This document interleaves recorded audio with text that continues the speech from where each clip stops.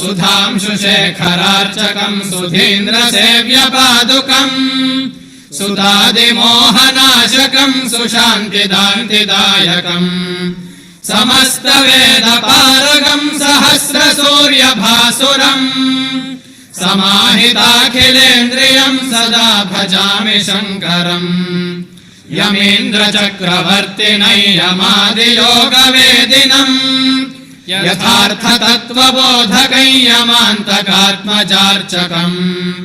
यमेव मुक्तिकाङ्क्षया समाश्रयन्ति सज्जनाः नमाम्यहम् सदा गुरुम् तमेव शङ्कराभिधम् स्वबाल्य एव निर्भरय्य आत्मनो दयालुताम् दरिद्रविप्रमन्दिरे सुवर्णवृष्टिमानयन् प्रदर्श्य विस्मयाम्बुधौ न्यमज्जय